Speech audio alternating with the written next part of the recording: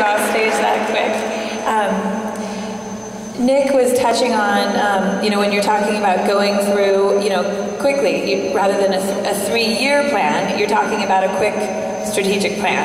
And so I want to bring attention as I invite Anja-Karina Phal. Well, first of all, I want to check with you, because our schedule's been shifting a little bit.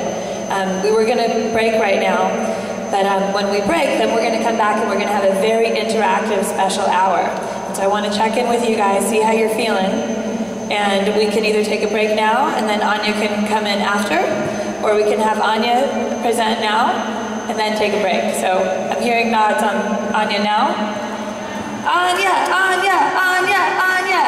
Okay, so Nick is, tomorrow he's going to be leading the social innovation process. When you get this program, we didn't want to give it to you this morning because then you would have been leafing through it while the speakers were talking. So we're going to give it to you later, okay? But anyway, there's 3 social innovation processes, and she is a genius creator of one of them. And so here she is. Thank you so much for being here. We've got people traveling a long way, so thank you.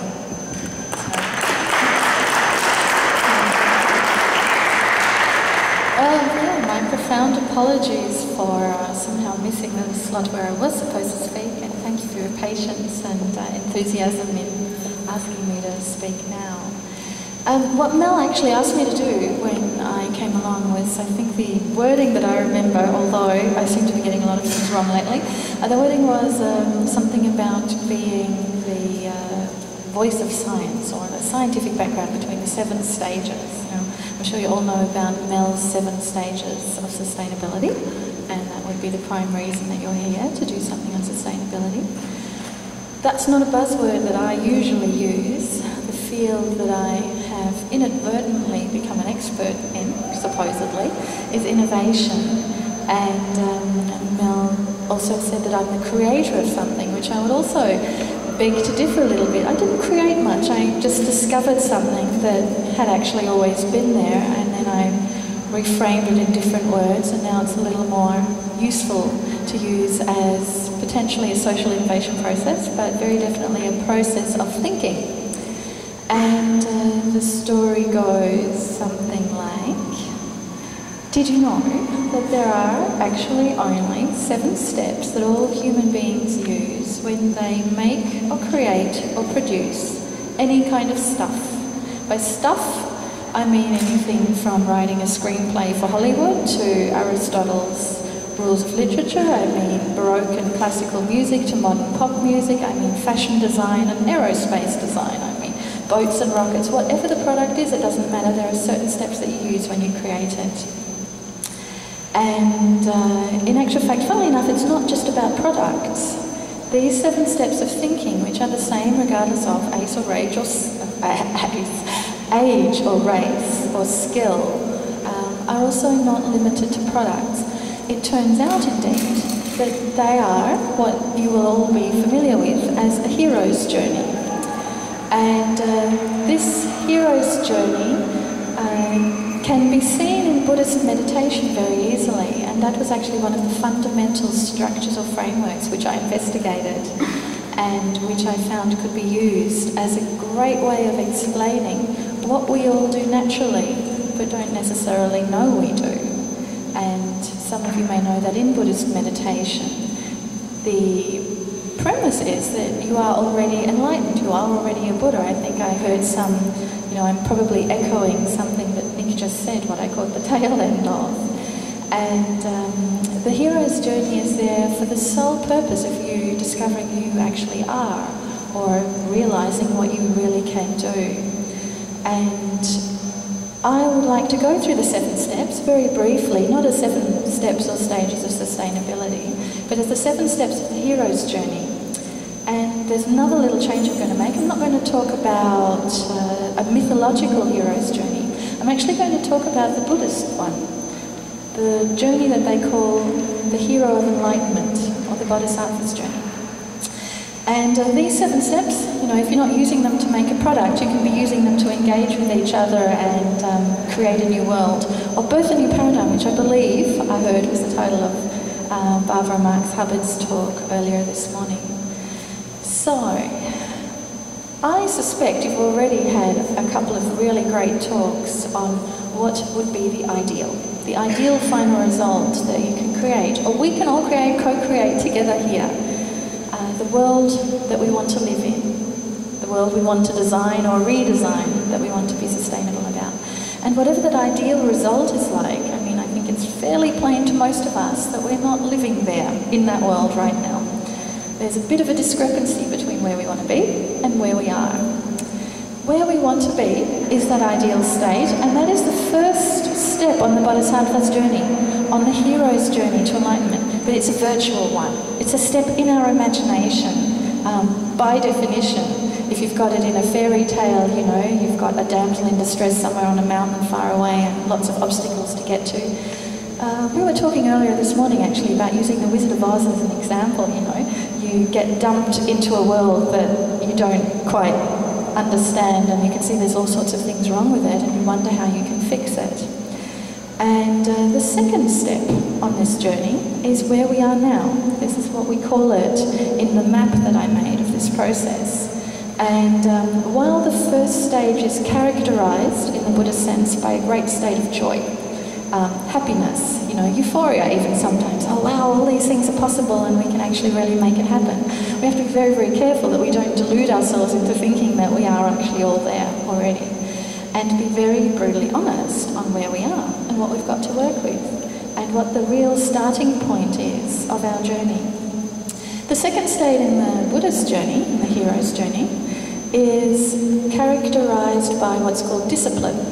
And the reason for that is it takes a lot of discipline to tease out what is there in front of us and to work out what is and isn't a problem. You know, in the West we've also been conditioned, at least scientists have very often been conditioned to say, oh, it's all a problem, we're going to fix it and find solutions. I mean, that's what our language is like.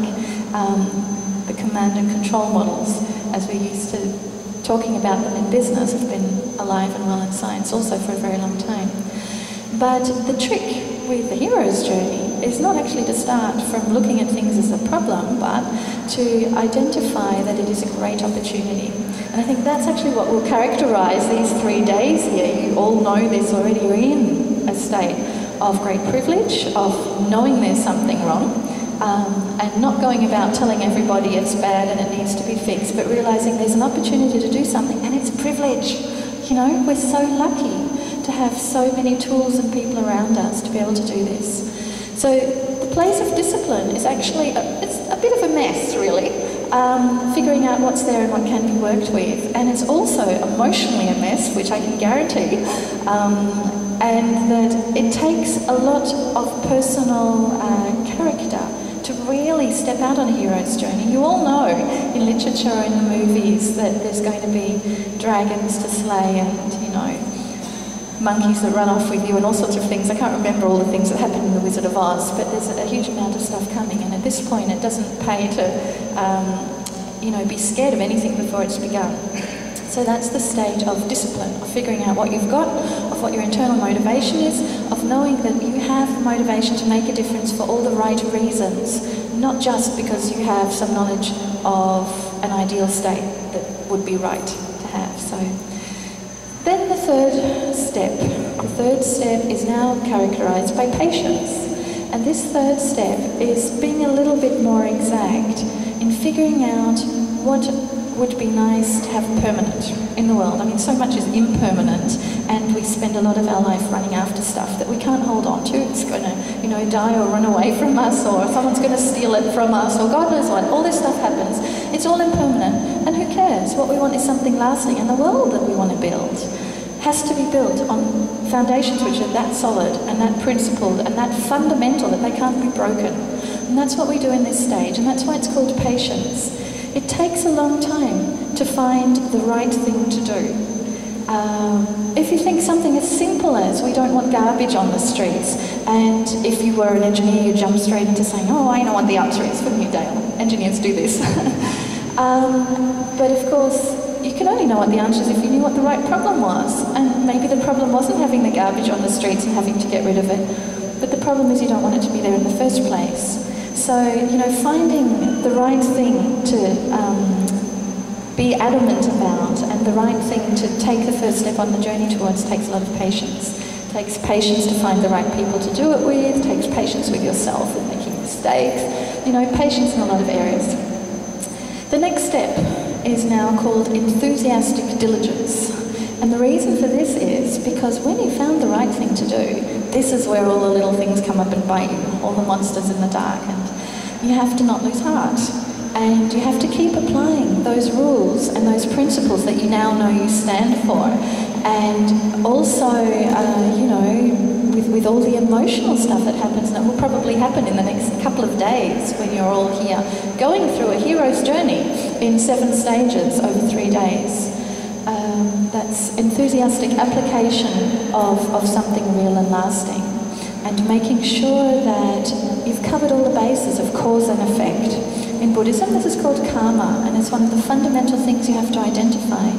If I make something happen, what could the consequences be? Will they be good or bad? And if it's this, what will happen after that? You know, that takes patience as well, but it also takes just keeping doing it, even when you never, you know, you don't feel like it and want to give up. So, the step after that, usually in the movies, is where you get what's called the false climax. You know, this is where you think it's all over, you've got through all the troubles, and all of a sudden the answers appear like magic. And it may be that you've asked for a teacher to show you, you know, if you can't find the answers, find someone who does. Or find someone who can show you the way and give you a map of how to get where you want to be. And this is a really exciting phase. And this, interestingly enough, is not necessarily characterized by joy, although in the process that we do, you know, if you're making products, people usually get really excited, because in brainstorming, this is idea generating. It's saying, oh, we could do this and we could do that. It's sort of like the first time you get to bring the ideal world into something that's tangible and you know you can do. But what this stage is really characterized by is called skillful means. It means you keep trying to find the right answer and the right way to do it. Previously we said we were doing the right thing, and now we're doing it in the right way. And this is about finding the most skillful means of going ahead. So, the stage after that actually is the stage of what's called wisdom in the Buddhist hero's journey. And this is not the kind of wisdom you get from books. This is the wisdom of having had knowledge and rules, theory, if you like, on the one hand, and having applied them and found out what can go wrong and what works and doesn't work in the particular context that you're in. You know, it's no good getting a book on mountain climbing for, you know, the tropics if you're going mountain climbing in the Arctic or Mount Everest. The conditions are completely different. And even though the fundamental rules will be the same, they won't all apply. So, this is the stage where you've got past trying out what works and you have the wisdom to know it. Other people will think it's intuitive, but in actual fact it's a really hard one. And this will be in your journey, in the hero's journey that you will go through in the next couple of days, the stage of putting together plans, business plans and models and stuff that you can actually practically do and go tell other people about and engage them in. It's the first glimmers of manifesting the world, of making it physically real. The step after that, after wisdom, again, coming back to the Wizard of Oz, we were talking about it. Do you all remember the story? Dorothy lands in Oz and is pretty distressed, she doesn't know where she is, and she meets the Tin Man and the Lion and the Scarecrow, and they all have something they feel they lack, or in actual fact they all feel they lack something, and they want to find it. She wants to find her way home. And they go through all the adventures of getting to the Emerald City, where they think some great godlike creature is going to give them the answers and give them everything they ever desired, that ideal final result. And when they get there the first time, you know, they're pretty much bellowed out of existence and sent back to find their own answers, which is very distressing. And those are the trials and tribulations we've just gone through. The second time that they come back, the wizard takes off, apparently. I didn't remember this, I had to be reminded this morning. The wizard goes off in some big red balloon and leaves them to rule the country. Because now they've discovered they have it in them. They've got the heart and the brain and the courage to do whatever they set out to do, and they didn't need to get it from the wizard. Interestingly enough, that is not the end of the hero's journey. You know, it looks like it's a pretty ideal state, But the only person who takes the next step is Dorothy. You know, Scarecrow, Lion, and Tin Man are left to rule Oz, and Dorothy still wants to go home. So what happens after wisdom? You've got the wisdom to rule over an entire kingdom, to create the world you want to live in and sustain it, which of course is what this is about. The next step is actually going back to the world you came from, to become a teacher. And in all the religions, we are told that the divine manifests on the planet or in a material form. The very first way it does that is in 3 principles or energetic forms, energy and light. It's not actual human beings at that point. And one of these principles stands for the rules and structure and, you know, the father-like, male, masculine, logical, rational energy, if you like. That's the rules and the structure. And the second principle stands for the people. The flexibility, the nurturing, feminine, all of that stuff comes in on the other side. That's where you break the rules because they don't apply, as was the case in the mountain climbing example. The expert is the figure in the middle who puts that both together. In the case of Buddhism, for example, which was the hero's journey that I'm telling you about, these 3 principles are called Buddha, Dharma, and Sangha. Dharma are the rules, Sangha are the people. Buddha is the one who knows how to put the 2 together. He's got people who want to listen, he knows what the rules are, he knows what the right thing is, and he knows how to do it right. Putting it together, that's the stage Dorothy is at, and that's the last step of the hero's journey before becoming the actual enlightened hero and being a teacher for others. And this step, I love the name of this one. Dorothy apparently goes and meets Glenda again, the White Witch, who reminds her that she's had the power to go home all along. And so, you know, she only has to click her heels and go home. And so she summarily returns to Kansas. The name of this step, what it is characterized by in the hero's journey of Buddhism, it's called gone afar. It means going far away from everything you knew, starting a new universe, if you like, birthing a new paradigm and all of the stuff. Not by fighting what was already there, not by changing it. Nothing to be changed, nothing to be thought about. It's just by being who you truly are and letting the world manifest around you by the principles that you stand for and the example that you hold. Like I said, we can use these steps for innovation, for product innovation, and save companies billions of pounds, or make them billions of pounds if you like. That's actually what I do for a job. And the principles work pretty well when you apply them to product innovation, but as always, you know, it was what's behind it that's really important, because who cares what we do for products, you know? And that's obviously not why any of you are here. What's really important is that the world we create starts inside of us, and the product we're really working on is us.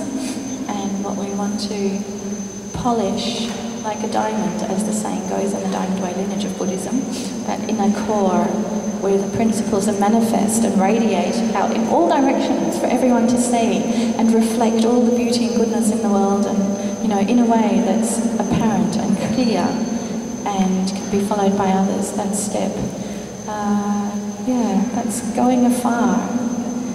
And I think that would really, you know, that's the opportunity that you all have, and I imagine that's Melanie's intention. We're going through a hero's journey here with sustainability, and it's not just a fairy tale. The difference between something that happens in myth and fairy tale depends on your motivation. And if you can indeed, if I paraphrase what I heard Nick just say right at the end, is, you know, again, there's nothing to change. It starts with us. If the motivation is to birth the world right here now, you could do it in 3 days. The new world can start right here, and you don't have to go out and change anything. And yeah, that would be the real hero's journey. So, yeah.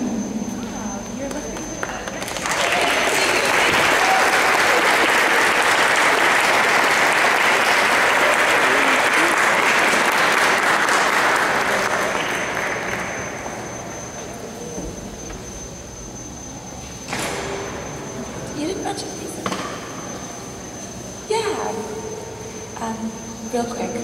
And then we are going to take a lunch break, and we have an amazing, really good Mexican taco truck that just pulled up. And we've got Greens right, you know, like right next door.